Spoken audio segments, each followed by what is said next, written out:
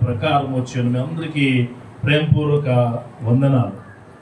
ఖచ్చితంగా మన తప్పుల్ని ఒప్పుకుని ఆయన యొక్క బల్లలోకి ప్రవేశించాలి. ఖచ్చితంగా ఆయన యొక్క శక్తిని మనం తీసుకోవాలంటే మనల్ని మనము పరీక్షించుకుని ముందుకు వెళ్ళేవారిగా మనం ఉండాలి. ఎవరో చెప్తే కాదు, కానీ మనకు మనంగా మన యొక్క ఆత్మీయతను కట్టుకునే విధంగా మనం ముందుకు వెళ్ళే విధంగా ఉండాలి. దేవుడు ఆ మహిమ క్రియలు ప్రత్యేకంగా మీకు ఇచ్చును గాక. ఈరోజు నేను విశ్వాసులకు తండ్రి ఎవరు అబ్రహాం. సో అబ్రహాంలో షేము వంశావళి, తెరహు వంశావళిని ఆ రెండు వంశావళులు విడగొట్టి దేవుడు మనకి చూపించాడు. తెరహు అనేది ముగ్గురు కొడుకులు అబ్రహాము, నాహోరు అండ్ ఇంకొక ఆయన పేరు హారాను. ఈ అబ్రహాము ఈ నాహోరు హారానులో హారాను అనే ఆయన తెరహు కంటే ముందుగానే చనిపోతారు. వాళ్ళ కొడుకే లోతు.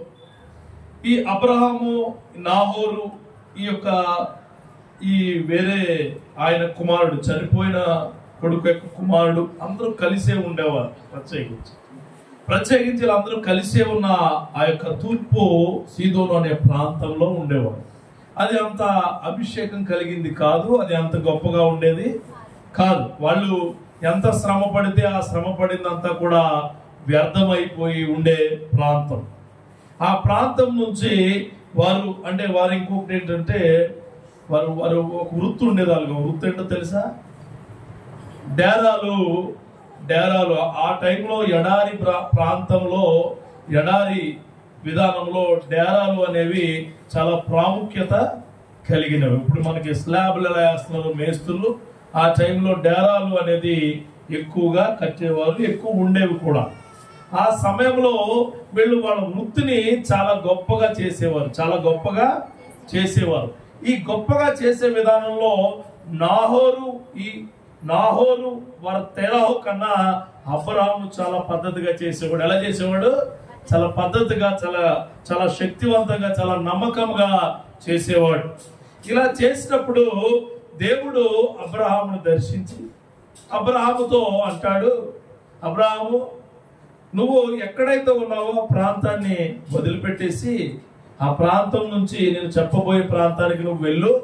నీకు అన్ని ఓ పేరు ఇస్తాను, నీకు మంచి ఘనత ఇస్తాను, మంచి జనాంగంగా తయారు చేస్తాను, గొప్పగా ఉంచుతాను అంటే అలాగే దేవుడు చెప్పినట్లు ఆయన అబ్రహాము అక్కడ ఉన్న తూర్పు ఆ యొక్క సీదోను అనే ప్రాంతం నుంచి ఆయన చెప్పిన కనాను అంటే ఇప్పుడున్న దేశాలు ఇజ్రాయెల్ దేశానికి ప్రయాణమయ్యి వెళుతూ ఉండగా మధ్యలో హాల్ట్లు వచ్చినప్పుడు ఈ అబ్రహాము దేవుణ్ణి స్తుతించుకోవడానికి మొట్టమొదటిగా ఓ బలిపీఠం కట్టాడు.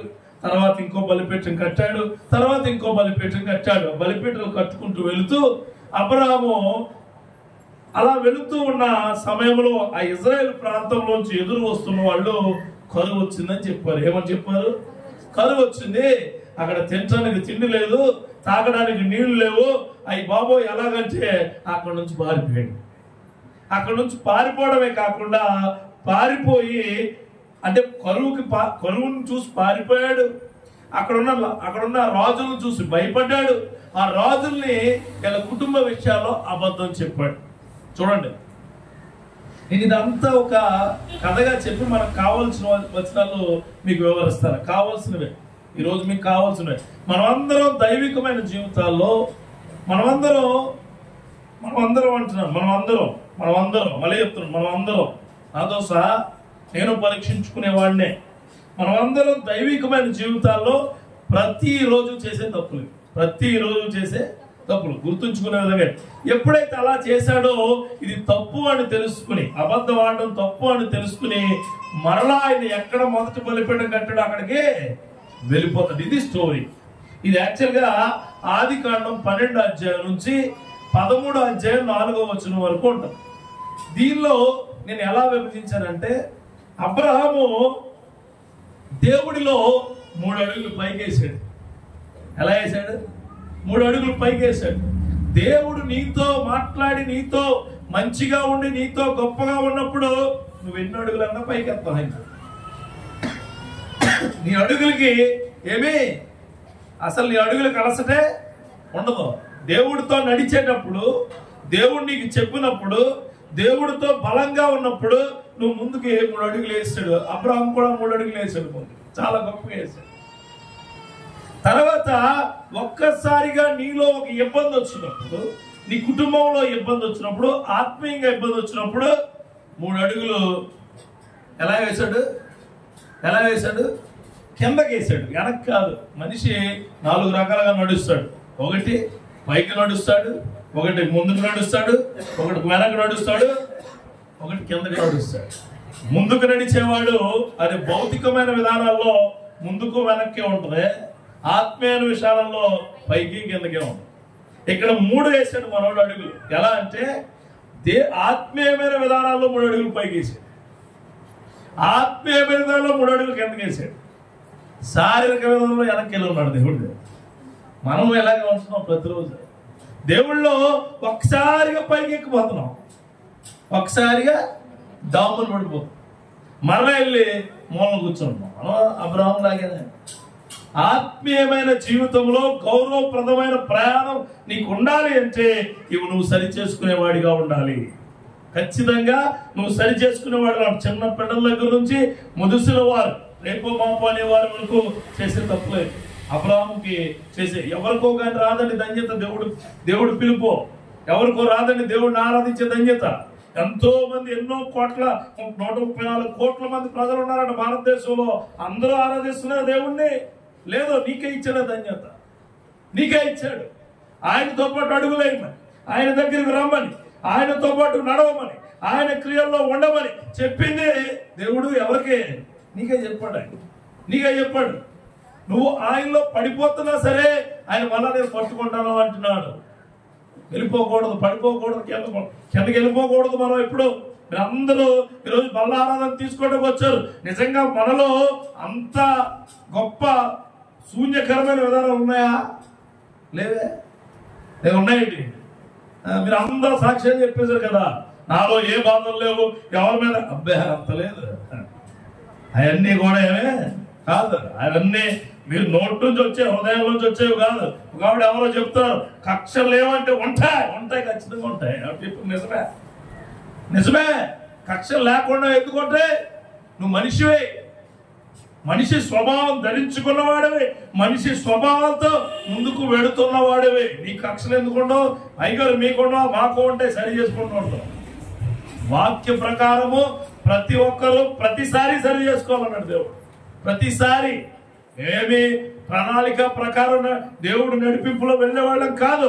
ప్రతిసారి ఆయన క్రియల ప్రకారం ఆయన అడుగుతూ నడిచేవాళ్ళం. నీవు అలా ఉండాలి, నీవు అలా ఉండాలి. ఈ అబ్రహాం అదే చెప్పాడు. అబ్రహాం అంటాడు, ఏమనంటాడంటే ఈ హారాను చనిపోయాక వాళ్ళ బిడ్డను కూడా నేను తీసుకెళ్తానంటే, ఎక్కువగా అబ్రహాంతో ఉండేవాడు. తండ్రి చనిపోయాడు కదా కొడుకు పాపం. లోతు వాళ్ళ తండ్రి పేరు హారాను. హారాన్ చనిపోయినప్పుడు వాళ్ళ తాత వాళ్ళ చిన్నాన్న కూడా అతన్ని ఏం చేయలేదు, దగ్గరికి తీసుకోలేదు. ఎవరు తీసుకుని ఉంటారు? ఎవరు తీసుకున్నారు? ఖచ్చితంగా అబ్రహామే తీసుకున్నాడు. ఎప్పుడైతే అబ్రహాం తీసుకున్నాడో అబ్రహాంకి వచ్చిన వాగ్దానంతో పాటు ఇంకో లగేజ్ వేసుకుని వెళ్ళాడు. ఎవరో మనోడు అబ్రహాంతో లగేజ్ వేసుకుని వెళ్ళాడు.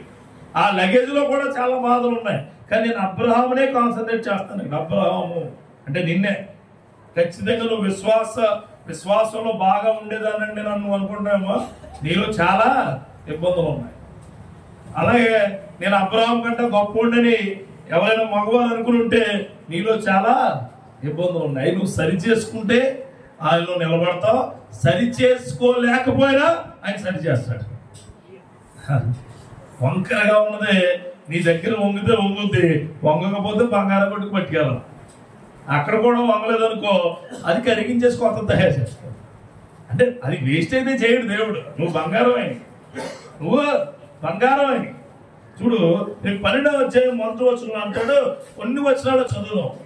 1వ వచనం, యెహోవా నీవు లేచి, అంటే యెహోవా అంటే దేవుడు చెప్తున్నాడు. ఎవరితో?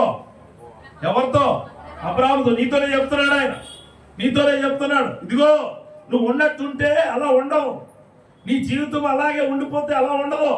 నువ్వు ఇక్కడ నుంచి నీ ఆత్మీయతను పైకి తీసుకురా, పైకి తీసుకురా. చూడండి, అటెండెన్స్ పిలుస్తారండి స్కూల్లో. అటెండెన్స్ పిలిస్తే నీ నెంబర్ పిలిచినప్పుడే నువ్వు పలుకుతావు తెలుసా. అందరూ వచ్చి వేసుకోంటారా? ఎవరు వచ్చారయ్యా? అందరూ వచ్చి వేసుకో. అది అది అది కాదు కదా. వచ్చిన తర్వాత 41 అంటే ప్రజెంట్ సార్ అనాలా. అలాగే చెప్తున్నాడు ఎవరితో? అబ్రాహాముతో. అబ్రాహామా చూడు, నువ్వు లేచి నీ దేశం నుండి, నీ బంధువుల యొద్ద నుండి, నీ తండ్రి ఇంట నుండి బయలుదేరి నేను నీకు చూపించి దేశమునకు వెళ్ళుము. దేవుడు డైరెక్షన్స్ ఇస్తున్నాడు మనకి, దేవుడు చూపిస్తున్నాడు మనకి. అది చూపించిందే చేయాలి మనం. ఆయన చూపించింది ఏది చేయడానికి అనర్హులం.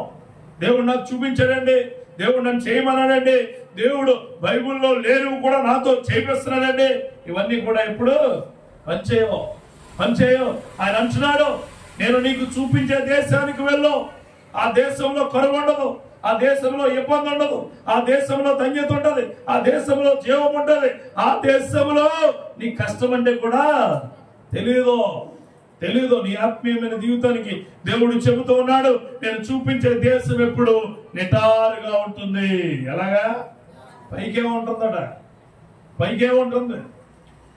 అప్పటి వరకు అబ్రహాము భౌతికమైన అవసరాల కోసం నడిచాడు, అప్పటి వరకు అబ్రహాము భౌతిక విధానాల్లో నడిచాడు, అప్పటి వరకు అబ్రహాము తన యొక్క జీవితం నెరవేర్చుకునే ఆశల్లో నడిచాడు. మొట్టమొదటిసారి దేవుడు చెబుతూ ఉన్నాడు, నేను చూపించే దేశానికి నువ్వు వెళ్ళము. అది నీకు తెలియని దేశం, నీకు తెలియని ప్రజలు, నీకు తెలియని సంబంధాలు, నీకు తెలియని విధానాలు. ఎవరైతే బల్ల ఆరాధన తీసుకున్నారో మనందరికీ నేను చెబుతున్నాను, ఆయన చూపించే దేశంలో మనం ముందుగాక. ఆయన చూపించే దేశంలో ఉండాలి. మనం అనుకున్న దేశంలో కాదు, మనం అనుకున్న విధానాల్లో కాదు, మనం అనుకున్న మాటల్లో కాదు, మనం అనుకున్న ఆశలు ఆలోచనలు కాదు. ఉండకూడదు అలాగా. అబ్రహాము అనుకుంటూ ఉండొచ్చు, మా నాన్న చనిపోయాడు, లేకపోతే మా తమ్ముడు చనిపోయాడు, ఇదంతా నాదే, ఇక్కడే ఉంచాను, ఈ తూర్పు సీదోను ప్రాంతము కనిపించే కనుమలన్నీ నాయే అనుకున్నాడు. కానీ దేవుడు వచ్చి అంటున్నాడు, అబ్బాయి అదేం కుదరదు, నేను నీకు కొత్త మెట్లు ఎక్కిస్తున్నాను. ఏమంటాడు? కొత్త మెట్లు ఎక్కిస్తున్నాను రా, ఇదిగో నేను దేశాన్ని చూపిస్తున్నాను. The promise land for you. నీకు వాగ్దానం ఉంది. దేవుడు నీకు ప్రశస్తంగా నువ్వు జీవించాలని ఈ సంవత్సరం మొదటి జామున నీకు వాగ్దానం ఇస్తే, ఆ వాగ్దానాన్ని కూడా నువ్వేమో ఏం చేసుకున్నావు? ఎక్కించే మెట్టండి. నేను ఎక్కిస్తున్నాడు ఆయన పైకి. నేను ఒక మెట్టు తన ఆత్మీయ లోకంలోకి తీసుకెళ్తున్నాడు నిన్ను. ఆ వాగ్దానం పట్టుకుని నిన్ను బ్రతకమని, ఆ వాగ్దానం పట్టుకుని నేను జీవించమని, ఆ వాగ్దానం పట్టుకుని నిన్ను సంతోషించమని ఆయన అనుకున్న దేశం వైపు నేను నడిపిందామని ఎవరు అనుకుంటున్నారు? దేవుడు. నువ్వు మర్చిపోయావు, అది నువ్వు మర్చిపోయావు. అబ్రహాము అలా మర్చిపోలేదు, అంటాడు ఆయన. ఇదిగో నీ బంధువుల యొద్ద నుండి, నీ తండ్రి ఇంట నుండి బయలుదేరి నేను నీకు చూపించే దేశమునకు వెళ్ళుము. కొంతమంది మందిరానికి రావడం అనేది ఒక విధి, ఒక స్ట్రక్చర్. నువ్వు మందిరానికి వెళ్ళి ఖచ్చితంగా దేవుణ్ణి స్తుతించాలన్నది దాంట్లో ఆలోచన ఏమి లేదండి. కొంతమంది పని ఉన్నా సరే దేవుడి దగ్గర రావాలా, పని ఉన్నా, ప్రయత్నాలున్నా, నేను ఎవరాపినా, ఏం చేసినా దేవుడి దగ్గరకు రావాలని ఆలోచన నీ మెదల్లో ఉంటే ఈ ప్రపంచంలో ఎవరాపినా ఒక్కసారి ప్రభువా నువ్వు చూపించే దేశం నీకు ఇదే చెప్తున్నాను మీ అందరికీ. నీకు చూపించే దేశం అంటే ఆరాధనా స్థలమే, నీకు చూపించే దేశం అంటే దేవుడిని కొనియాడే దేశమే, నీకు చూపించే దేశం అంటే నువ్వు ఆత్మీయ వరాలు తీసుకునే దేశమే. అదే చెప్తున్నాడు ఆయన. నీ బంధువుల ఇంటి నుంచి వచ్చే, నీ తండ్రి ఇంటి నుంచి వచ్చే, నీకున్న అన్ని తెంపుకుని బయటికి రా అంటున్నాడు. అలా వెళ్ళాలి, అలా వచ్చేవాడిగా ఉండాలి మనం. కొంతమంది ఈరోజు బల్లారాధన ఉందని వచ్చి ఉండదు. కొంతమంది వాళ్ళ కోసం చెప్తున్నాను, బల్లారాధన కోసమే మనం వస్తే అది భక్తే కాదు. అస్సలు ఇంట్లో నేను మొహమాట వేపడిన వాక్యంలో అసలు మొహమాట పడినా ప్రభువా నీ కొరకు నేను ఎక్కడికైనా ఎందాకైనా ఏ సమయంలోనైనా ఏ ప్రయత్నంలోనైనా ఏ కష్టంలోనైనా ఏ నష్టంలోనైనా ఏ పెద్ద ఇబ్బందుల్లో అయినా నీ కొరకు నువ్వు చెప్పిన చోటకు వస్తాను. అబ్రహాం కొన్న తలంపు మనకి ఉండాలి, ఖచ్చితంగా ఉండాలి.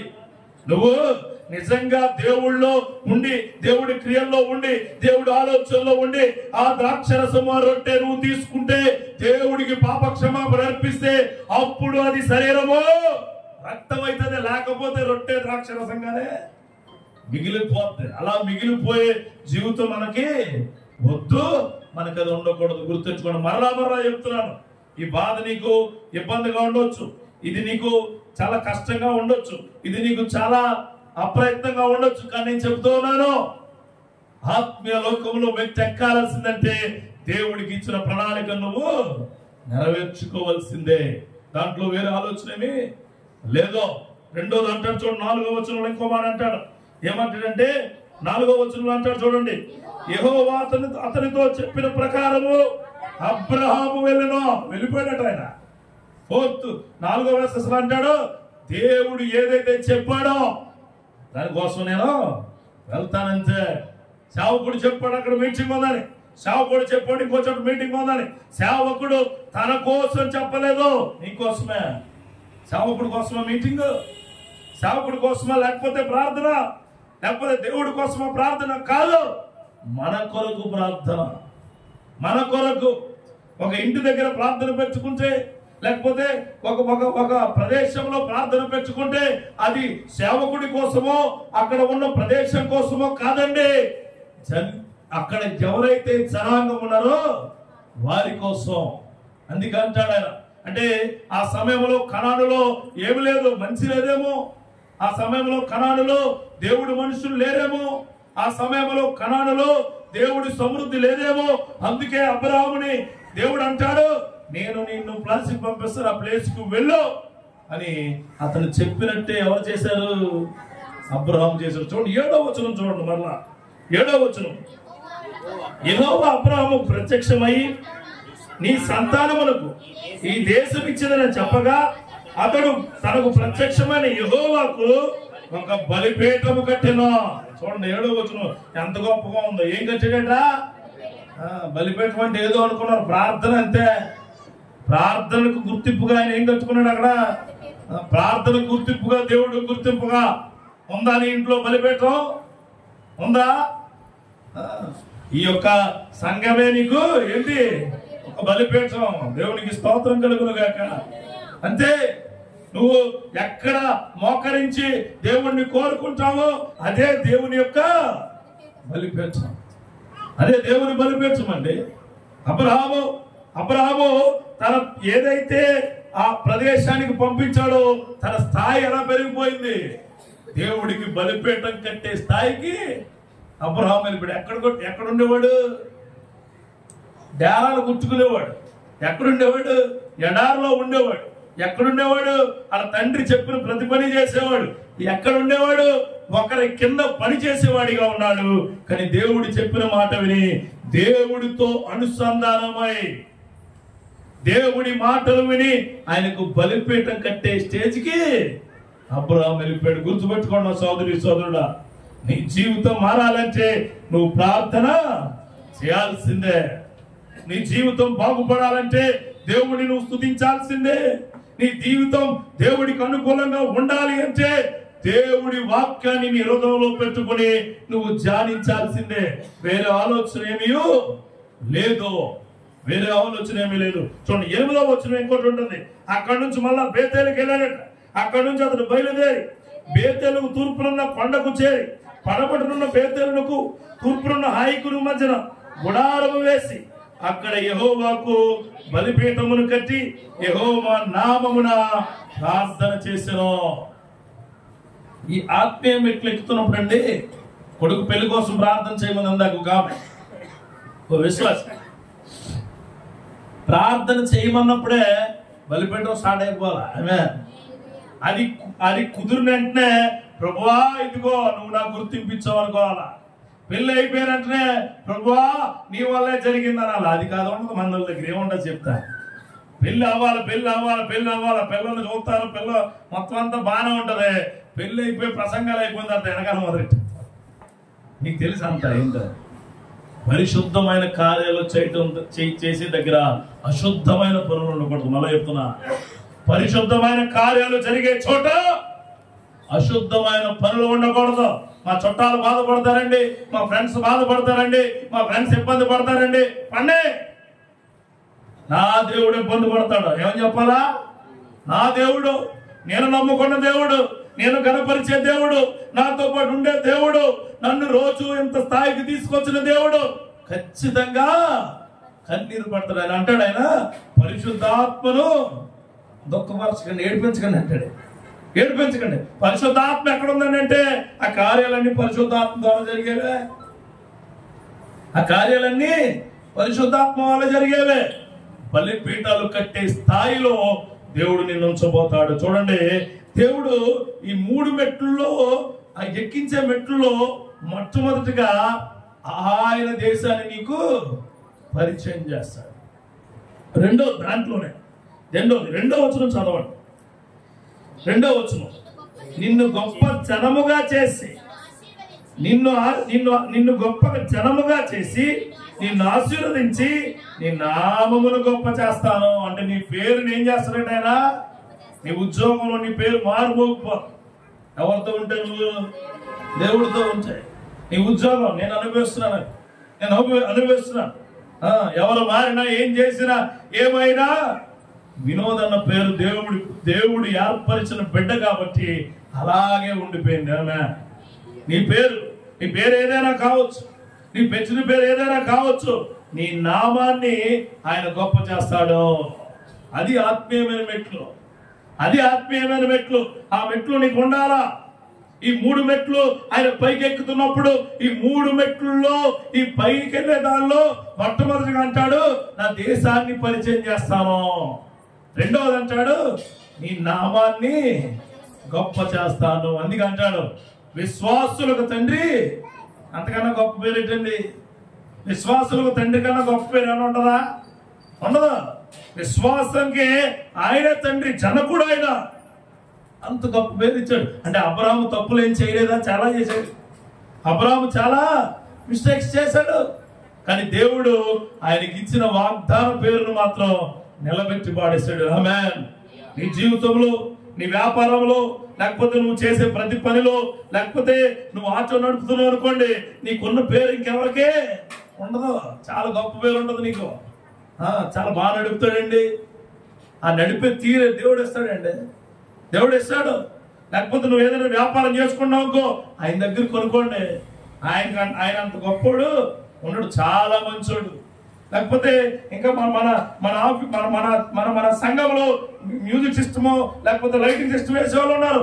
ఎందుకే వాళ్ళకి అంత గొప్పగా చూస్తున్నారంటే, మీ అంత గొప్పవాళ్ళు ఎవరు ఉండరండి. ఆ పేరు ఎవరిచ్చింది? నీకు వచ్చిందని సకలు కొట్టుకుంటే అయిపోతావు. దేవుడు ఇచ్చిన పేరు అది. దేవుడు ఇచ్చిన పేరు.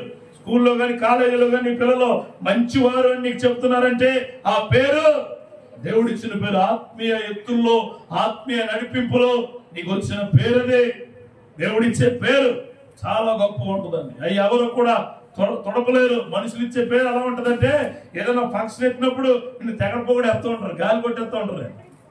ఫంక్షన్ అంతా అయిపోయిన తర్వాత రారా వెళ్ళిపోదాం అంటాడు. అదే దేవుడు ఇచ్చిన పేరు ఎలా ఉంటుంది తెలుసా? ఎక్కడ నీకు పొగడతలు ఉండవు. టైం వచ్చినప్పుడు నువ్వు లేస్తావు అంతే. ఆమేన్. టైం వచ్చినప్పుడు నీ విలువ అలా పెరిగిపోతే, టైం వచ్చినప్పుడు నీ పేరు పై స్థాయిగా ఉండిపోతే. అసలు నీ దరిదాపుల్లో కూడా ఎవడు? దరిదాపుల్లో కూడా హుస్సేన్ బోల్ట్ తెలుసా మీకు? Runner Usain Bolt. తను ఒలింపిక్ లో గోల్డ్ మెడల్ కొట్టలేనంత కాలం అతను ఎవరికి తెలియదు. భక్తుడు, మామూలు భక్తుడు దేవుల్లో. ఇసుకలో సముద్రం ఒడ్డు ప్రార్థన చేసేవాడు. ఏమన్నా తెలుసా? నా కాళ్లకు బలాన్ని ప్రభువా అని. చిన్నప్పుడు ఆయనకి పోలియో ఉంది. చిన్నప్పుడు ఏముంది? ఆయనకి పోలియో ఉంది. 0.05% పోలియో ఉంటే ఏ గేమ్స్ లోనూ కూడా అర్హుడు కాదు. ఒలింపిక్స్ లో పారా ఒలింపిక్స్ ఉండాలి. మళ్ళా పారా ఒలింపిక్స్ అంటే ఈ కుంటివారు, వేరే వేరే చిన్న చిన్న ఇబ్బందులు ఉన్న వాళ్ళకి. ఈ హుస్సేన్ బోల్ట్ ప్రార్థన చేశాడట. ప్రార్థన చేసిన నెక్స్ట్ ఇయరే నెక్స్ట్ ఇయరే. చిన్న చిన్న స్టేజ్లో ఏమి గోల్డ్ మెడల్ రాలేదానికి, డైరెక్ట్ 5 times గోల్డ్ మెడలిస్ట్ ఆయన ఒలింపిక్స్ లో. దేవునికి స్తోత్రం కలుగునుగాక. ఆయన నామం వెస్టిండీస్ లో కాదు, ప్రపంచం మారిపోయిపోయింది. ఆయన రికార్డులు వచ్చే తరాల్లో ఎవడో కొట్టలేడు. చీతా అంటారు ఆయన్ని, చీతా రన్ చీతా అంటారు ఆయన. ఎందుకంటారంటే అంత గొప్ప రన్నర్ ఆయన. పేర్లు అలా నిలబడిపోతాయి. Albert Einstein, Thomas Alva Edison. Bulb కంటే గొప్ప దేవుడు కనిపెట్టగలరా? దేవుడు ఇచ్చాడు. దేవుడు ఇచ్చిన పేరు అండి. ఆ బైబిల్ యొక్క సారాంశాన్ని తీసుకుని ఆయన ఈ వెలుగును మనకి ఇచ్చాడు. ఆయన వెలుగును తీసుకుని మనకి వెలుగుని ఇచ్చాడు. జాన్ గోటన్బర్గ్ ఏం చేశాడు? జాన్ గోటన్బర్గ్ మొట్టమొదటి బైబిల్ ముద్రించింది ఆయనే. దేవుడి యొక్క విధానాల్లోకి వచ్చిన వాడిని ఎవరు తోసివేయలేరు, ఎవరు దింపలేరు. దేవునికి స్తోత్రం కలుగును గాక. మన క్రియలు పెరగాలి, మన క్రియలు ఉండాలి అంటే ఆయన దేశంలో మనం నివసించే వారిగా ఉండాలా. రెండవది, ఆయన అప్పుడు మన నామాన్ని హెచ్చించి పడేస్తాడు. మామూలుగా ఉండదు. ఈ మెట్లు ఎక్కే విధానంలో, పైకి వెళ్ళే విధానంలో మూడోది ఆశీర్వాదం. ఈ 3 మెట్లు అన్నాడు కదా, 3 మెట్లు పైకి, 3 మెట్లు కిందకి, ఓ మెట్టు వెనక్కి. కిందగా ఉంటాయి కదా, ఈ ఘోరంగా ఉంటాయి, కంగారు పడి. మనం అందరం కనిపిద్దాం దాంట్లో. మనందరం మళ్ళీ అంటున్నాను, మనం అందరం అంటున్నాం మీరు సాటిస్ఫై అవ్వాలి. కాకపోతే మీరు అందరూ అంటే మమ్మల్ని అంటాడు అయినా మనం అందరం అంటే. నిన్న ఒకటి జరిగింది. ఈ ఇంట్లో జ్వరం వస్తే ఆ ఇంట్లో కూడా వచ్చారు, ఇద్దరికి వచ్చారు. ఇంట్లో అయితే ఇద్దరికి వచ్చారా? మీ ఇంట్లో గ్యాస్ అయితే ఆ ఇంట్లో కూడా గ్యాస్ అయిపోవాలి. మీ ఇంట్లో కరెంట్ బిల్లు 1000 రూపాయలు వస్తే వాళ్ళ ఇంట్లో 2000 రావాలి. లేకపోతే నీకు నిద్ర పగల రాత్రి వేస్తారు కరెంటు. వాళ్ళకి ఎంత వస్తుంది, మాకు ఎంత వస్తుంది అని బిల్లు తీసుకొని తిడతారు. ఆడేం చేయడం, బిల్లు తీస్తారు కదా, అతని మీద అడిపోతారు మీరు. మాకు ఎందుకు ఎక్కువ తీయదు ఆడేం చేస్తారు. అది అలా స్కాన్ చేసి నొక్కుతాడు అంతే. 5 రూపాయలు అడుగుతాడు మన. అంతేనా? అంతే. మిమ్మల్ని అడిగి మీరెవరు పడదు, మీరెవరు పాపం ఎండలో వచ్చి తీసి కూడా ఎవరు మీరు. అతనికి అర్థం నాకే దేవుడు క్రమంలో మీరు లేనట్లే. వాళ్ళకెందుకు అలా కావలేదు, నాకెందుకు ఎలాగైంది అని ఎప్పుడైతే మీలోకి వచ్చిందో అది ఖచ్చితంగా సాతాను స్వభావం. దేవుడి స్వభావం అయితే కాదు. ప్రభువా ఏమైనాను మీ కృపే. ఆ పౌలు గారి చుట్టూ అందరూ పరిగెట్టేవాడట, పౌలు గారు నడిచి వెళ్ళేవాడట బాబు. ఎందుకంటే పౌలు గారికి ఏముంది ఇబ్బంది, ఆయనకి ఇబ్బంది ఉంది శరీరానికి, అందుకని నడిచి వెళ్ళేవాడట. పౌలు గారు అనేవారట అందరూనే. పౌలు గారు the dictator of the Bible అని బుక్ లో ఉంటుంది. పౌలు గారు అనేవారట, ఎలావా నువ్వు దేవుడు పెట్టవే, నువ్వు పరిగెట్లో పొందావు, నువ్వు పరిగెట్టు అంటే ఆయన అన్నాడట, నెమ్మది కలగజేశాడు నన్ను దేవుడు అనేవాడట. ఆమె నెమ్మది కలగజేయాడు దేవుడు అనేవాడట. ఆ నెమ్మది ప్రకారమే మనకి పత్రికలు అంటాడు ఆయన, నువ్వు ఇచ్చిన ఆ ముళ్ళు నన్ను నీ మీద మరింత కృపగా బ్రతికేలా చేస్తుంది అంటాడు ఆయన.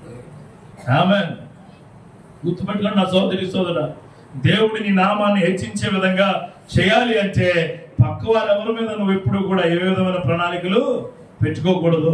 ఆ దేవుడి ప్రణాళికలో నువ్వు నడవాలా. మూడవది రెండో వచనం చూడండి. 2వ వచనంలో ఆయన అంటాడు, నిన్ను ఆశీర్వదించి నీ నామాన్ని గొప్ప చేస్తాను. ఆశీర్వాదం అంటే ఏంటి? నేను మామూలుగా అడుగుతాను. ఆశీర్వాదం అంటే ఏంటి? అందరూ అడుగుతారు. ఆశీర్వాదం అంటే ఏంటి? అదే ఈ మీటింగ్ అయిన తర్వాత శుభ్రంగా భోంచే అదే కంటి నిండా ఇంటికి వెళ్ళి నిద్రపోవడమా? కంటి నిండా నిద్రపోవడం కాదు, భోంచేయడం కాదు. మానేయండి రండి. అంటే మంచి బట్టలు వేసుకోవడం ఆశీర్వాదమా? కాదు కదా, మానేయండి, వేసుకోవడం. చిరుగుపోని గోను సంచులు కట్టుకోవడం ఆశీర్వాదం అంటే. ఆశీర్వాదం అంటే చెప్తారేమోనండి, నువ్వు ఏ విధంగా జీవిస్తున్నావో ఆ జీవితం దేవుడిచ్చిందని నమ్మడం. దేవుడికి స్తోత్రం కలుగును గాక. నువ్వు ఏ విధంగా జీవిస్తున్నావో ఆ జీవితం దేవుడిచ్చిందని నమ్మడం. తిండికి లోటు ఉండదు, గుడ్డకు లోటు ఉండదు, నిద్రకు లోటు ఉండదు, మనశ్శాంతికి లోటు ఉండదు, శాంతి సమాధానానికి అసలే లోటు ఉండవు. అది ఆశీర్వాదం. ఎడారిలో నీళ్లు దొరకవు, తిండి దొరకదు, తెలియని మనుషులు వచ్చిన ఆయన అంటాడు, నేను ఆశీర్వాదం పోతాడు, నేను ఆశీర్వాదంతున్నాను, వెళ్ళు. హాస్పిటల్ బెడ్ మీద చిన్న జ్వరం వచ్చి నువ్వు ఉండి ప్లేట్లో చేయన పడిపోయాను అనుకో, నిన్ను దేవుడు ఆశీర్వదించాడంటే ఇలాగేనట్టు అయ్యానంట. ఏంటి శరాన్నొక్క చూసి ఇలానేనయ్యా ఇదే నా ఆశీర్వాదం పాస్టర్ గారు లోపల బయటికి రావు మళ్ళీ మాటలు మీరు మళ్ళీ చెప్తాడు ఆశీర్వాదం అని. శలాన్ని లేకపోతే నీ నరం దొరకపోతే సూది సరిగ్గా ఎక్కకపోతే ట్యాబ్లెట్లు నీకు రియాక్షన్ వచ్చేస్తే డాక్టర్ టైంకి రాకపోతే ఆ బెడ్ ఇరిగిపోతే ఆ ఫ్యాన్ పడిపోతే పైన ఫ్యాన్ ఉండే కృపనిచ్చాడే అది ఆశీర్వాదమే. నలుసు అప్పటికప్పుడు వచ్చి నీకు పని చేస్తుంది ఆశీర్వాదమే. దేవుడు నీకు అందరినీ అన్ని అనుకూలంగా ఇచ్చాడు. సేవకుని నీ దగ్గరికి క్షేమంగా పంపించి నేను ప్రార్థన చేసేలా చేశాడు ఆశీర్వాదమే కదా. అంటే నువ్వు దేవుడి క్రియల్లో నడుస్తూ నిన్ను దేవుడికి నువ్వు దేవుడికి కృతజ్ఞతగా చెప్పుకోవడం కూడా ఆశీర్వాదమేనండి, ఆశీర్వాదమే. నేను ఎక్కడున్నాను నీ కృపే అంటాడు పౌలు. నేను ఎక్కడున్నాను నీ కృపే. దానియేలు అంటాడు శ్వాసలోకి వెళ్తాను నా దేవుడు నాతో ఉంటాడు. ఏసేపు అంటాడు నన్ను ఒంట్లో పడతారా పడి దేవుడు నాతో ఉంటాడు. జైల్లో వేస్తారా వేసేయండి దేవుడు నాతో ఉంటాడు. మొగుడు లేడు నువ్వు వెళ్ళి ఎంజాయ్ చేయమంటే లేదు లేదు నేను నీతో వస్తాను దేవుడు నాతో అన్న భక్తులు చాలా మంది చూస్తాం మనం బైబిల్లో. వీళ్ళందరూ మెట్లు పైకెక్కిన వారే. చిన్న ఇబ్బంది వచ్చినప్పుడు నెట్ అయిపోతే ఏడు చేస్తాను. నెట్ సెల్ ఫోన్కి వేసుకునే దరిద్రమే నెట్. ఇప్పుడు చూడాడు పాపం 600 కాడు పాపం పేదోడు అయిపోయి పెంచేశాడు. ఎవడు నెట్టోడు ఆ డబ్బులు పెంచేసేటాడు ఆడికి పడి ఎడుతున్నావు. అంటే నువ్వు దేనికి అడిక్ట్ అయిపోయావు? దేనికి? నెట్కి. ఫోన్కి కాదు. ఫోన్కి ఎవడ అడిక్ట్ అవడండి. ఫోన్ నెట్ లేకపోతే నేను వాడరు అసలు. నెట్ లేకపోతే ఇది నీ కాలు వేసుకుని చెప్పులు ఒకటే అవసరమైనప్పుడు వాడతావు. కాలు వేసుకుని చెప్పులు ఎప్పుడు వాడతావు? ముళ్ళు ఉన్నప్పుడు కానీ బయటికి వెళ్ళినప్పుడు కానీ ఎప్పుడో వాడతావు. ఇది ఎప్పుడు వాడతావు? వినోద్ గారు ఫోన్ చేస్తారా అన్నా చెప్పన్నా. ఇదేం చేస్తావు తెలుసా? అసలు కన్నోడి నెంబర్ నుంచి ముందుకు వస్తే కాలగంట ముందు వచ్చేస్తావు పేరు. ఆ పేరు చూసేస్తావు. అంటే నీ బాధలు ఎలా ఉన్నాయో చూడండి. అసలు దేవుడు నిన్ను గొప్పగా ఆశీర్వదిస్తున్నాడంటే ఇవే కదా కారణాలు. ఇవే కదా. నువ్వు ఎడిక్ట్ అయిపోయింది నెట్ పోయిందని అడుగుతున్నావు నువ్వు. కొంతమంది ఇంకా దారుణం సిగ్నల్ లేదని బాధపడిపోతారు. సిగ్నల్ లేదని రోజుకి 2 సార్లు తిడతారండి. ఈ పనికి పోయినాడు సిగ్నల్ వచ్చట్లేదు. ఈ సిగ్నల్ కాదు నీ సిగ్నల్ స్ట్రాంగ్ గా ఉండాలి దేవుడితో. నీ సిగ్నల్ చాలా స్ట్రాంగ్ గా ఉండాలి దేవుడితో. అప్పుడు అన్ని సిగ్నల్లో కరెక్ట్గా పనిచేస్తాయి. దేవుడితో ఉండాలి మనం. We are always emerged in the name of Jesus. బైబిల్లో మునగాల మనం. హల్లెలూయా. బైబిల్ వాక్యములో మనం ఇమ్మర్స్ అవ్వాల, మునగాల. బాప్తిసం ఇచ్చేటప్పుడు 3 సార్లు ముంచేది అని అడుగు. ఎందుకు అంటానంటే నేను ప్రభువా తండ్రి కుమార పరిశుద్ధాత్మ మీకు తెలిస్తే ప్రభు విశ్వాసంలో ముంచో, ప్రార్థనలో ముంచో, నీ నడకలో ముంచో అనుకోవాలి. మనం అనుకోవాలా. తీసుకురండి జ్వరం వస్తుందని అని అడిగింది పిల్లలు. జ్వరం ఏంటి మొత్తం ఒళ్ళని కురుపులు వేద్దానన్నాను. నిజమే. మరి నువ్వు పాపంలో ఉండి దేవుడు పరిశుద్ధాత్మలోకి వస్తే రావేటి? బయటకు వస్తాయి. వ్యాక్సిన్ వేయించుకున్నాండి జ్వరం రావాలి. నీకు జ్వరం రాలేదనుకో నీ వ్యాక్సిన్ నీకు పనిచేయట్లేదు. దేవుడు వ్యాక్సిన్ వేసినప్పుడు నీకు బాప్తిసం అనేది ఒక వ్యాక్సిన్. నీకు దేవునికి స్తోత్రం కలుగునుగా. హల్లెలూయా. నువ్వు జాగ్రత్తగా ఉండడానికి ఒక గుర్తింపు, నువ్వు నడవడానికి ఒక గుర్తింపు, ఆయన పిలుపుకు ఒక నిదర్శనం. ఆ క్రియల్లో నువ్వు వర్తిల్లుదువుగాక. ఇవి 3 మెట్లు అక్కడమే, 3 మెట్లు దిగడం చూద్దాం. 3 మెట్లు కిందకి దిగ. ఆయన అంత కృపనిచ్చాడు కదా, అంత గొప్ప శక్తినిచ్చాడు కదా, అంతగా నడిపించాడు కదా. అబ్రహాము చిన్నగా ఉండాలా? ఉండకుండా ఎవడో చెప్పాడు గొట్టంగాడు ఎదురొత్తు. ఏమొచ్చింది?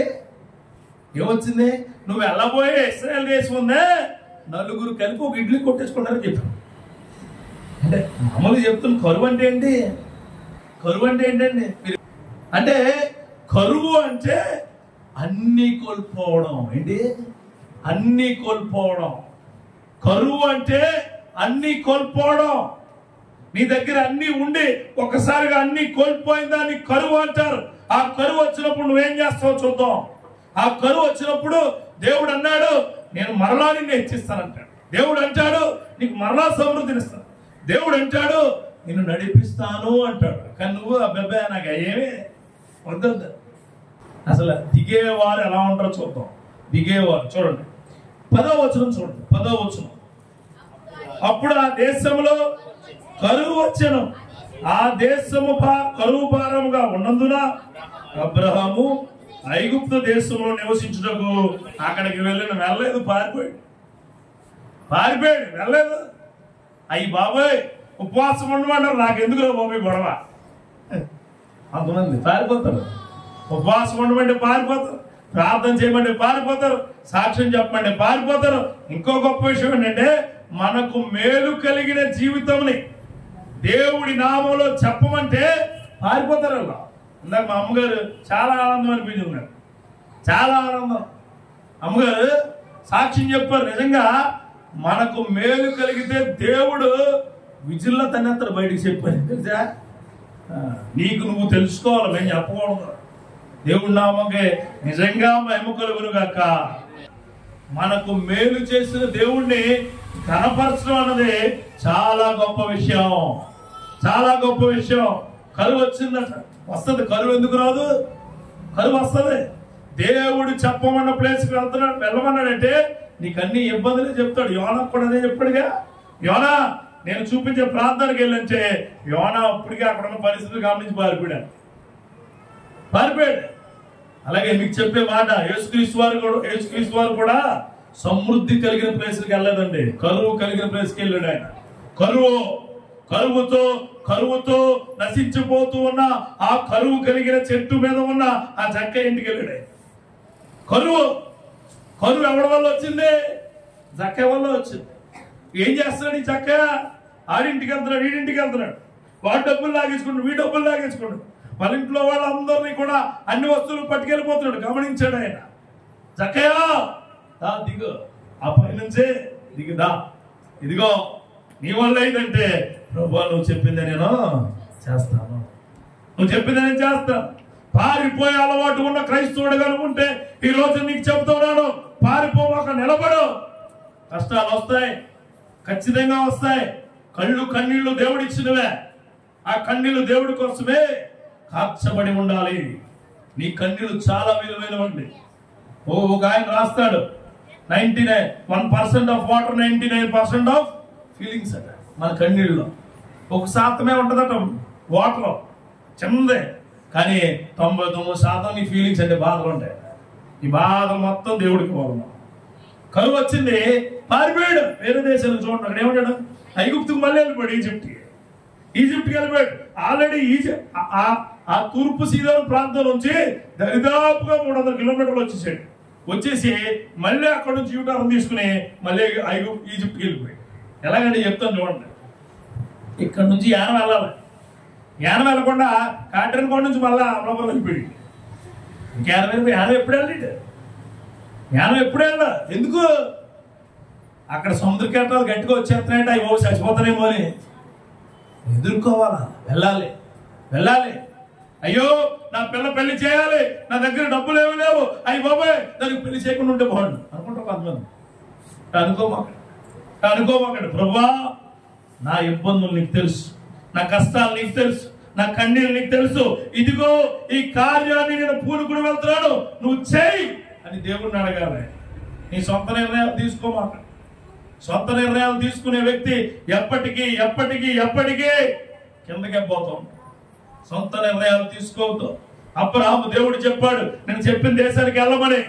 అబ్రహాము కరువు వచ్చింది, బాధ వచ్చింది, ఇబ్బంది వచ్చిందని చెప్పి సొంత నిర్ణయంతో మరలా పారిపోయే స్వభావం నీలో ఉంటే ఆ స్వభావం దేవుడు నీలోంచిది తీసివేయునుగాక. 3 మెట్లు కిందకి వెళ్ళే మెట్లలో మొట్టమొదటి మెట్టు పారిపోవడం. క్రైస్తవులకి ప్రతి ఒక్కరిగా ఉంటది ఈ లక్షణం. పారిపోతారు, గమ్ముని ప్రార్థనలో పారిపోతారు, వాక్యంలో పారిపోతారు. వాక్యం కొద్ది గట్టిగా ఏమన్నా తగిలింది అనుకోండి, నా కోసమే చెప్తాడు, నా కోసమే అనుకుంటే ప్రభువా ఇది నా కోసమే అనుకుంటే నీ జీవితం బాగుపడతాయి. అబ్రహాము అనుకోవాలేమని ఈ కరువు నా కోసమే ఇచ్చావు, నేను ఎదుర్కొంటాను.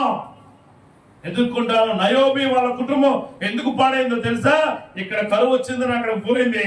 ఆ కరువులో వాళ్ళ భర్త పోయాడు, కొడుకులు కూడా పోయారా లేదా?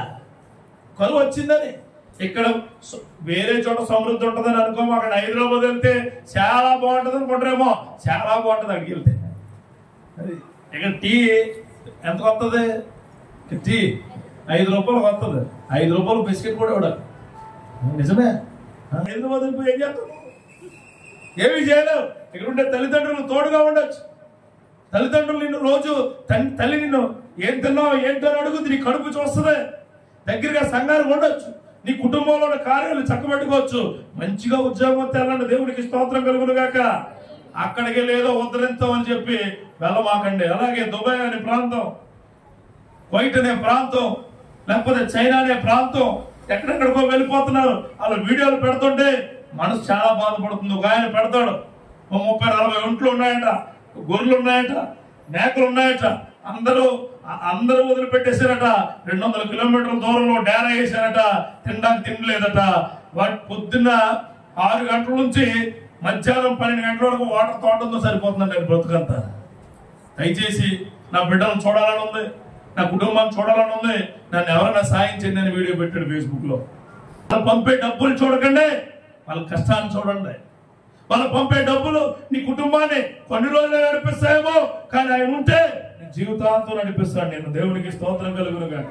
గుర్తుపెట్టుకో, దుబాయ్ ప్రాంతం వెళ్ళా, కువైట్ ప్రాంతం వెళ్ళా, ఎక్కడికైనా గల్ఫ్ దేశాలకు ఎక్కడికి వెళ్ళా సరే వారి కోసం ప్రార్థించే వారిగా ప్రార్థించేదానిగా ఉండరు.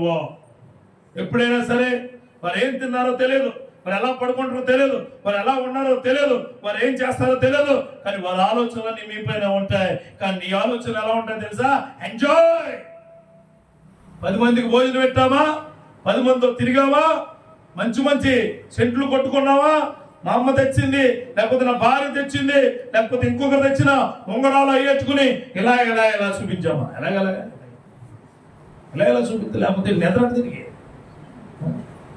వాళ్ళ వైపు వచ్చిన తర్వాత అప్పటి వరకు ఈ బట్టలన్నీ పైకి ఉంటాయి, 2 బట్టలు ఊడిపోతాయి. ఊడిపోతాయి అంతే. ఊడిపోవడమే కాదు, ఓ బటన్ తీసి బయటికి వెళ్తారు. ఎంత పెద్ద ఉంటుంది గేదెకని కంటే ఘోరం. గేదెని కడతారు. 10 రోజులు అయిన తర్వాత మళ్ళీ బట్టలు మూసేస్తాడు. ఏమైంది అంటే వేరే బట్టలకి ఇచ్చాడు. మళ్ళీ భార్య వెళ్ళిపోద్ది. మళ్ళా ఆవిడ పట్టుకొస్తుంది పాపం. అంతా హ్యాపీగా ఉంటారు. మళ్ళా అమ్మేసి మళ్ళీ వెళ్ళిపోతుంది. ఎందుకు వెళ్ళమాకండి అలాగే. ఏమండి, బాధ్యతాయుతమైన భార్యగా, బాధ్యతాయుతమైన భర్తగా, బాధ్యతాయుతమైన బిడ్డలుగా ఉండాలి. మీరు పారిపోయే బిడ్డలుగా ఉండకూడదు. నీ కరువును ఆపడానికి నీ తల్లి తండ్రి అక్కడికి వెళ్ళి ఉన్నారు, వ్యక్తిగా ఉన్నాను, మీరు వచ్చారు అంటాడు. మళ్ళా ఎందుకయ్యా ముందు తాగడం అంటే మనసులో బాధలన్నీ పోవడాకంటే ఎవడు చెప్పాడు? మనం మెడిసిన్ ఎవడు చెప్పాడు? మొన్న ఒక ఆయన అడిగాను నేను అదొకటి మారలేకపోతున్నానంటే ఏ అని అడిగాను. బాధలండి, బాధలు. మరి ఎందుకు బాప్తిసం తీసుకున్నావు అంటే పెట్టిలో పెట్టరు కదండి. పెట్టిలో పెట్టాలి కానీ బాప్తిసం పెట్టిలో పెడతారని, పెట్టిలో పెట్టడానికి బాప్తిసమా? లేదో చనిపోయిన తర్వాత ఈ కళేబరం ఎందుకు పని చేయదా? ఏమంటారు తెలుసా? వినోద్ గారు అంటారు ఇప్పుడు, పడిపోతే తీసుకెళ్తే ఎలా ఉన్నాడండి అంటారు హాస్పిటల్లో. మీరు వాళ్ళు ఏమంటారు? ఆ రోగా వినోద్ గారు ఏమైపోయాడు? రోగి అయిపోయాడు, చచ్చిపోయాడు. చనిపోయి ఐసీయూలో చనిపోయిన తర్వాత ఏమంటారు తెలుసా? చాలా చాలా చాలా కాలం నుండి ఉండదు. బాడీని తీసుకెళ్తారా? ఎవరినే బాడీని తీసుకెళ్తారా? వినోద్ గారు రోగి బాడీ అయిపోయాడు. అంబులెన్స్ దగ్గరికి వెళ్తే బాడీ ఎక్కడ అంటాడు? ఇదిగో డెడ్ బాడీ నా జాకెట్ అంటాడు. బాడీ కాస్త డెడ్ తగిలింది. డెడ్ ఇంటికి వద్దులోకి ఇంటారు. శవం వచ్చిందా? శవం పిల్లలు శవం కూడా ఎలా అంటే డెడ్ బాడీ కాస్త శవం తీసుకెళ్ళిపోయారు. ఎట్లా పెడేరా? సెంటు కొట్టేట్రా? ఆ సెంటు మామూలుగా కొడితే చచ్చిపోతారు. ఆ సెంటు అంతే అదర్లో అయిపోయింది. కప్పెట్టేసి కొన్ని రోజులు అయిన తర్వాత అంత కార్యక్రమం అయిపోయింది. అంతా అయిపోయిన తర్వాత ఎక్కడ పెడతారు? ఫోటో ముందు ఏం పెడతారు? ఫోటో ముందు ఏంటేస్తారు ఏంటి ఊర్లు. ఈయనకి చాలా ఇష్టం.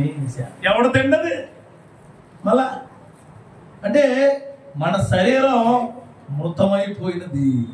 మన శరీరం రేపు ఎందుకు పనికిరానిది. మన పేరు కొన్ని రోజుల తర్వాత కూడా చెరిగిపోతే, కానీ మన ఆత్మ ఆయన దగ్గర ఎల్లకాలము నిలుచుంటుంది. చెప్పడము మన ఆత్మ ఎల్లకాలము ఆయనలో నిలుచుంటుంది. నీ పేరు జీవ గ్రంథంలో రాయబడాలంటే నువ్వు పారిపోకూడదు, నిలబడాలా. నిలబడే తత్వము దేవుడు నీకు ఇచ్చునుగాక. అంతే. ఆ నిలబడే తత్వాన్ని అలవాటు చేసుకో. నీతిమంతులు సింహం వల్ల ఉండాలా, పారిపోకూడదు. అబ్రహాముని సారా యావండి అని ఉంటుంది, వచ్చేయండి అంతే. ఈ యావండి అనే మాటలు మానేయండి. అర్థమైందా? యావండి అనే మాటలు మానేయాలి. యావండి అని ఎప్పుడు అంటారంటే, డబ్బులు లేవు యావండి, బియ్యం లేవు యావండి, అయ్యి బాబోయ్ ఉపవాసం ఉంది యావండి. ఉపవాసం ఉంటే యావండి ఎందుకు? షుగర్ ఉంది బాబు మీకు. షుగర్ ఉంటే చేయమాక నువ్వు కాపాడుకో. బాడీని కాపాడుకుని కూడా దేవుడితో ఉండొచ్చు. దేవునికి స్తోత్రం కలుగును గాక. నీ జీవితాన్ని కాపాడుకోవాలంటే అల్టిమేట్ ఏంటి? ఈ భౌతికమైన క్రియలు చేయడం కాదు, దేవుడితో ఆత్మీయమైన క్రియలు చేయడం. ఆమేన్. నువ్వు ఏమి చేసినా ఆయన మహిమపరచాలి. రెండోది చూడండి, ఇంకోటి ఏం చేస్తారంటే పారిపోవడం కాదు, భయపడతారు. అక్కడ ఉన్న జనాంగానికి భయపడతారు. చూడండి ఆయన అంటాడు, చూడండి 11వ వచనం నుంచి 13వ వచనం. అతడు ఐగుప్తులో ప్రవేశించుటకు సమీపించినప్పుడు అతడు తన భార్య అయిన సారాయితో, ఇదిగో నీవు చక్కని దానివని ఎరుగుదును. ఐగుప్తులు నిన్ను చూసి, ఈమె తన భార్య అని చెప్పి నన్ను చంపి నిన్ను బ్రతకనిచ్చేదను. నీ వలన నాకు మేలు కలుగునట్లు, నిన్ను బట్టి నిన్ను బ్రతుకున్నట్లు నీవు నా సహోదరువని దయచేసి చెప్పుము. భయపడిపోయిన ప్రతి ఒక్కడో ఏం చేస్తాడంటే దేవుడిని వదిలిపెట్టేస్తాడు. ఎవరిని వదిలిపెట్టేస్తాడు? దేవుని మాటను వదిలిపెట్టేస్తాడు, సంఘాన్ని వదిలిపెట్టేస్తాడు, ఆత్మీయతను వదిలిపెట్టేస్తాడు, బైబిల్ వదిలిపెట్టేస్తాడు. చూడండి, భయపడేవాడు అట్టా ఉంటాడు. మనకు ఆశీర్వాదం వచ్చినండి అందరూ అనుకుంటారు, ఎవడో చేయడు. అవి చాలా తిన్నాం మనం. మీకు కూడా తెలుసు కదా, ఎందుకంటే మీరు కూడా దాంట్లో బాధ్యులై ఉంటారు. చాలా శాలరీ వచ్చినండి ప్రభు మొత్తం ఇచ్చారా ఫస్ట్ నెల.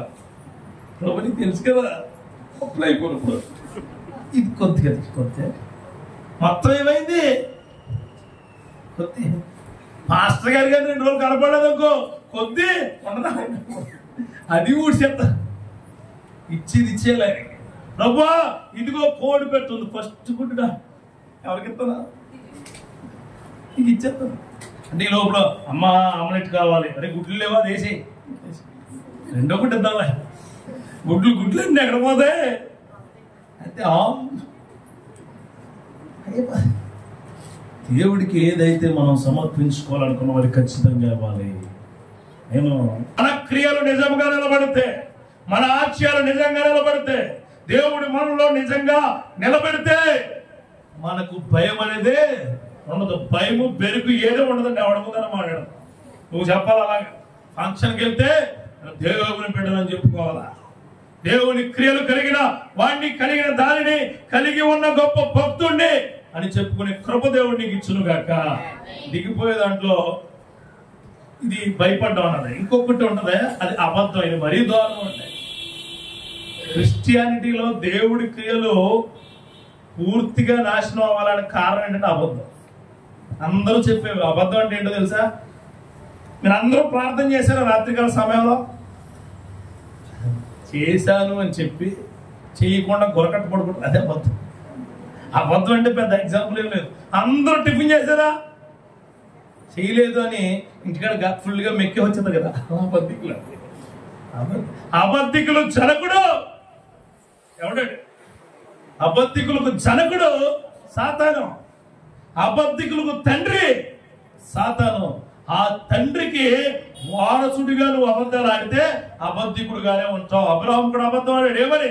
ఈమెనా సహోదరి. ఏమందే? సహోదరి. రాజు గమనించి అది క్లియర్ చేశారు. చూడండి, 3 మెట్లు పైకి ఎక్కడం అంటే ఫస్ట్ మెట్టు ఏంటి? ఆయన లోకాన్ని చూడాలి. రెండోది ఏంటి? నీ పేరుని హెచ్చిస్తాడు. మూడోది ఏంటి? నిన్ను ఆశీర్వదిస్తాడు. ఆయన దగ్గరికి వెళ్తే అన్ని నీకు లాభాలే. ఆమేన్. ఆయన నుంచి కిందకు వచ్చేస్తే, కిందకి రావడం అంటే నువ్వు రావు, నువ్వు చేసే పనులు తీసుకొస్తాయి. ఫస్ట్ ఏం చేస్తావు? ఆయన నుంచి నువ్వు పారిపోతావు, హుస్సేన్ బోల్ట్ అయిపోతావు, పారిపోతావు నువ్వు అంతే, పారిపోతావు. చూడండి, కోడి తన రెక్కల కింద పిల్లలు దాచినంత కాలము ఏ గ్రద్ద ఏ గొంతకాకి ఏం చేయలేదు. ఒక్కసారి అలా వెళ్ళి ఏమైనా తిందంటే ఇది వేరే దానికి ఆహారం అయిపోతుంది. పారిపోకూడదు మనం.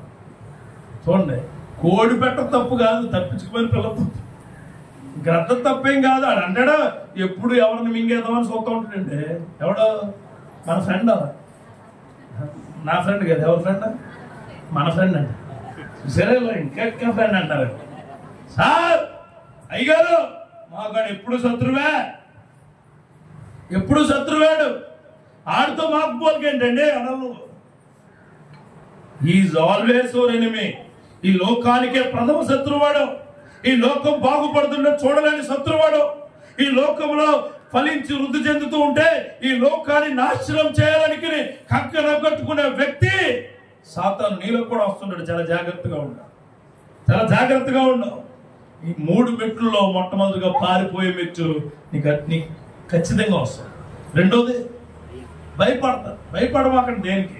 ఆరోగ్యానికి భయపడతారు కొందరు, వ్యాపారానికి భయపడతారు కొంతమంది. చూడండి, ఏమీ లేవనుకోండి, అయ్యి బాబోయ్ ఏమీ లేవు అన్నదే దేవుడు అన్ని ఇచ్చే స్థాయి తీసుకెళ్తాడు. గుర్తుపెట్టుకోండి, ఏమీ లేవన్న మాట అనకండి. ఈ పిల్లలు ఎగ్జామ్స్ రాసేటప్పుడు అయ్యి బాబు ఫెయిల్ అయిపోతుంది అది ఉండకూడదు. ఏది ఇచ్చినా నేను దేవుడి నామములో రాస్తును గాక. పెన్ను బాగా రాయాలని, పుస్తకం బాగా పనిచేయాలని అనుకోమాకండి, బుర్ర బాగా పనిచేయాలని కోరుకోండి. దేవుడి దగ్గర ఉన్నప్పుడు బుర్ర బాగా పనిచేయాలా. రెండోది భయపడకూడదు.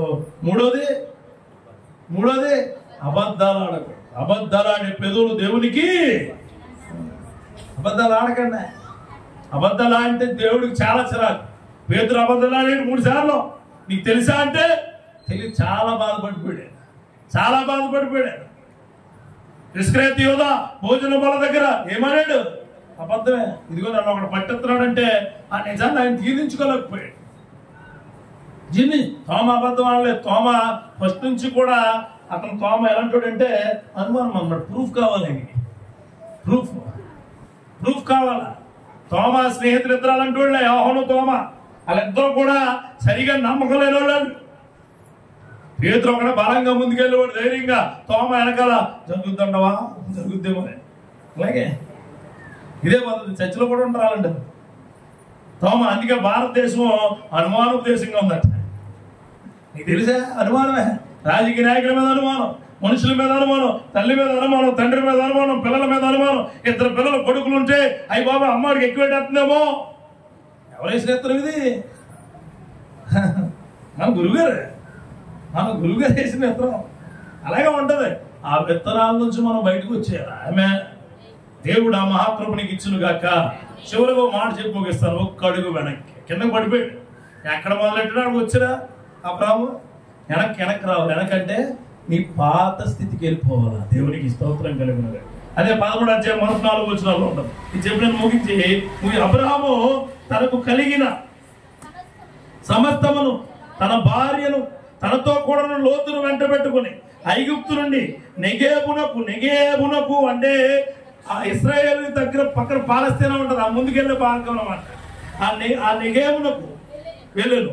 అబ్రాహాము వెండి బంగారము పశువులు కలిగిన బహుధనవంతుడాయను. అతను ప్రయాణం చేయొచ్చు దక్షిణం నుండి బేతేలు వరకు, అనగా బేతేలునకును హాయికిని మధ్య తన గుడారము మొదటగా ఉన్న స్థలములకు వెళ్ళి ఎక్కడ కట్టాడు? ముందు ఎక్కడ కట్టాడు? అక్కడే కట్టాడు. అక్కడికి వెళ్ళిపోయాడు. అంటే పాత ప్రార్థనా విధానం దగ్గరికి అబ్రహాము వెళ్ళిపోయాడు. నీ పాత ప్రార్థనా విధానం మొదలు పెట్టావు. 1 అడుగు వెనక్కి పర్వాలేదో నీ జీవితంలో. ప్రభువా, నేను ఎక్కడ మొదలు పెట్టానో అక్కడికే వచ్చేసాను. ఇదిగో నేను ఎక్కించావు, నేను ఉండలేకపోయాను, పడిపోయాను. ఇదిగో నీ దగ్గరికి వచ్చేస్తున్నాను అని అంటాడు. చూడండి, తాను మొదట బలిపీఠం కట్టిన చోట చేరెను. అక్కడ అబ్రహాము యెహోవా నామమున ప్రార్థన చేశాను. అబ్రహాము ద్వారా మనకు తెలిసిన పాఠం ఏంటంటే, ఆత్మీయ విధానాలు నీకు పైకి వస్తాయి, ఆత్మీయ విధానాలు నీ కిందకు వస్తాయి. కానీ నువ్వు మాత్రం మొదలు పెట్టిన స్థలాన్ని ఎప్పుడు మర్చిపోకు. ఈరోజు నీ రొట్టె రాక్షసానికి విలువ ఉంటే మొదలు పెట్టిన స్థానంలో మరలా నువ్వు తిరుగు మొదలు పెడుతావు గాక. మొదలు పెట్టే స్థానము చాలా గొప్పది. ఆ స్థానములో నీ గొప్ప ఆత్మీయ ప్రయాణంలో దేవుడు నేను శక్తివంతంగా దీవించి నడిపించును గాక.